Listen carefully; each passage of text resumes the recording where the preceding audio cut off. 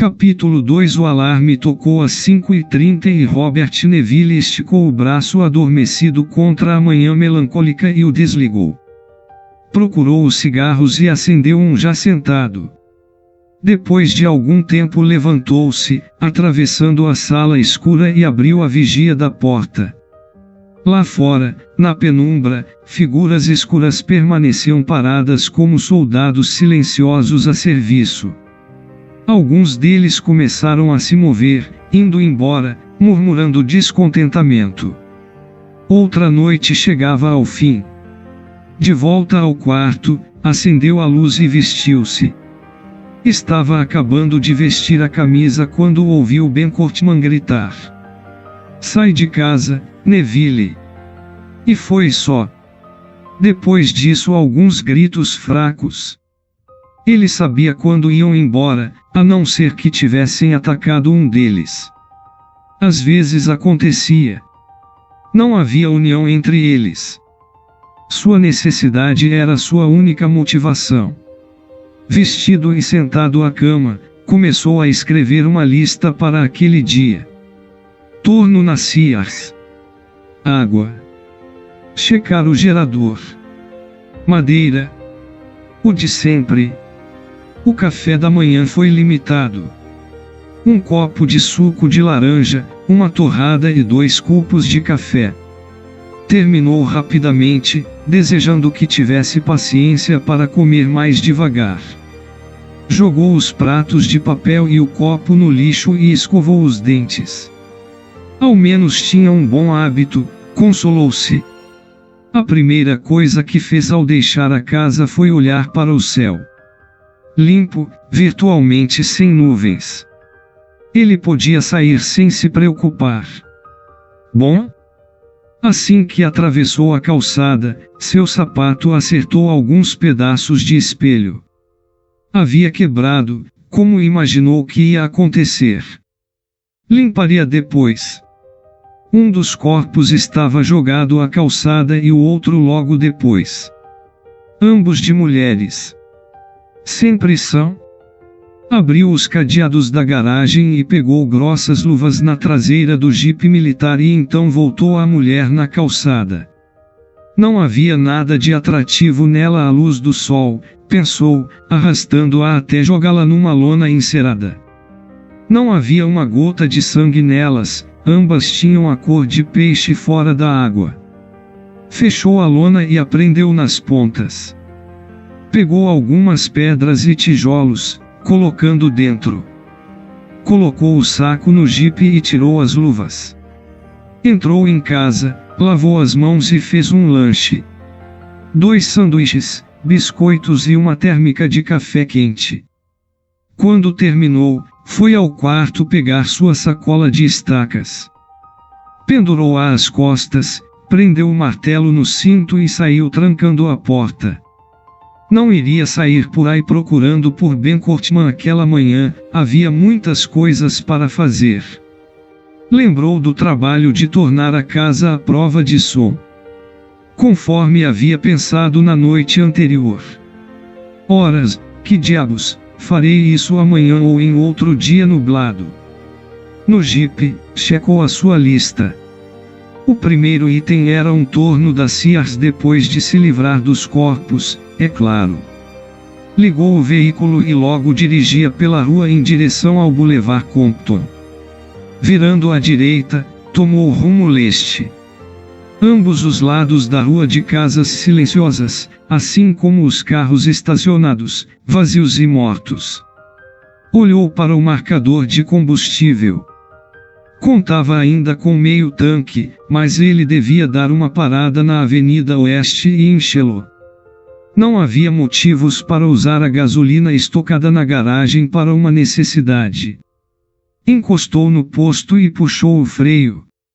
Virou um galão de gasolina dentro do tanque até que o líquido começasse a jorrar, caindo no cimento. Verificou o óleo, a água do radiador, da bateria e os pneus. Tudo estava bem. Tinha uma atenção especial com o carro. Se ele quebrasse, não conseguiria chegar em casa antes do pôr do sol. Bom, não havia mesmo motivo para se preocupar com isso. Se isso acontecesse, era o fim. Continuou pelo Boulevard dos Depósitos de Óleo, através de Compton e suas ruas silenciosas. Não havia ninguém à vista em parte alguma. Mas Robert Neville sabia onde estava. O fogo sempre queimando. Assim que o carro chegou mais perto, calçou as luvas e a máscara de gás e, olhando através dela, viu a extensa coluna de fumaça que subia e pairava sobre a terra. O campo inteiro fora escavado e era um gigantesco poço desde junho de 1975. Neville encostou o carro e saltou, ansioso por terminar sua tarefa. Foi até a traseira, tirou um dos corpos e o arrastou até a beirada do poço. Levantou-o um pouco e o empurrou. O corpo caiu em direção ao fundo fumegante. Voltou ao jipe, pegou o outro corpo e o empurrou pela borda do poço. Voltou rápido ao carro, sentindo-se sufocado, apesar da máscara de gás. Dirigiu rápido para longe. Depois de quase 1 quilômetro, arrancou a máscara e as luvas jogando-as no banco traseiro. Com a boca aberta, engolia porções generosas de ar fresco para dentro dos pulmões. Do porta-luvas tirou uma garrafa e bebeu um longo gole de uísque. Então acendeu um cigarro e tragou profundamente. Por vezes teve que voltar ao poço todos os dias, durante semanas, e isso o deixava doente. Em algum lugar lá embaixo, no poço, estava Kate. No caminho para Inglewood parou num mercado para pegar algumas garrafas de água. Assim que entrou na loja silenciosa, o fedor de comida podre encheu suas narinas. Rapidamente, empurrou um carrinho de compras metálico, pelos corredores empoeirados. O fedor opressivo e decadente o obrigava a respirar pela boca. Encontrou garrafões de água nos fundos e uma porta que abria para um lance de escadas. Depois de deixar os garrafões no carrinho, subiu as escadas. O dono do mercado devia estar lá em cima, começou a pensar. Eram dois. Deitada no sofá, uma mulher de uns 30 anos, vestindo um penhoar vermelho. Respirava lentamente, olhos fechados e as mãos crispadas sobre o estômago. As mãos de Robert Neville buscaram o martelo e a estaca. Sempre era terrível, principalmente se estavam vivos e especialmente se eram mulheres. De novo sentiu aquela urgência insensata que contraia os músculos. Aquilo era insanidade, não havia um argumento racional para isso. Ela não fez nenhum barulho, a não ser por um estertor final. Assim que entrou, ouvira o som de água correndo.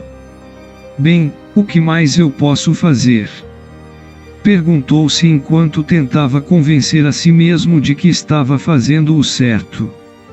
Parou um tempo olhando pela janela ao lado da cama. Então foi para o lado da menina. Por que será que todas elas pareciam com Kate? Pensou, puxando uma segunda estaca com as mãos trêmulas. Enquanto dirigia lentamente para a Sears, perguntou-se por que só as estacas de madeira funcionavam. Cruzou, ainda contrariado, a avenida deserta. O único som que se ouvia partia do motor de seu carro. Parecia estranho que, só agora, depois de 5 meses, ele pensasse a respeito. Isso trazia uma outra pergunta. Por que sempre tinha que ser no coração? Acerte-os no coração, dizia o Dr. Bush. No entanto, Neville não tinha conhecimentos anatômicos. Franziu a testa. Era irritante ter seguido estas ordens por tanto tempo sem ter parado para questionar uma única vez. Balançou a cabeça. Não, eu devo pensar nisso com cuidado, tenho que juntar as perguntas e dar resposta a elas. Tenho que tentar encontrar respostas. As coisas devem ser resolvidas da maneira certa, de maneira científica. Sim, sim, pensou, Sombras do velho Fritz. Esse era o nome de seu pai. Neville lutara tanto tempo contra a lógica do pai, negando seu pensamento mecânico por toda a vida. Seu pai morrera, contudo, negando a existência de vampiros até o último momento. Encontrou o torno na Sears, carregou-o no jipe e foi procurar os funcionários. 5 deles estavam no sótão da loja, escondidos nas sombras. Um deles, Neville encontrou dentro de um freezer de porta transparente. Quando viu o homem em seu caixão de gelo, ele teve que rir, pareceu-lhe um lugar engraçado para se esconder. Depois pensou que afinal era um mundo sem humor se ele podia encontrar graça numa coisa dessas. Por volta das 2 parou para comer o lanche. Tinha gosto de alho. E quanto ao efeito do alho? O cheiro de alho os afastava, mas por quê? Eram bem estranhos os fatos sobre eles, ficavam escondidos durante o dia, tinham pavor de alho, morriam pelas estacas, tinham medo de cruzes e supostamente evitavam espelhos. Esta última, por exemplo. De acordo com a lenda, eram invisíveis em espelhos, mas ele sabia que não era verdade. Assim como não era verdade de que viravam morcegos. Era uma superstição que a lógica, mais a observação, facilmente descartara. Igualmente tola era acreditar que se transformavam em lobos. Sem dúvida. Existiam cães vampiros, pois podia ouvi-los à noite do lado de fora da casa, mas eram apenas cães. Robert Neville comprimiu os lábios. Esqueça, disse para si mesmo, você não tem certeza disso. Chegaria uma hora em que teria certeza da coisa toda, mas ainda não chegara este tempo. Haviam outras coisas com que se preocupar.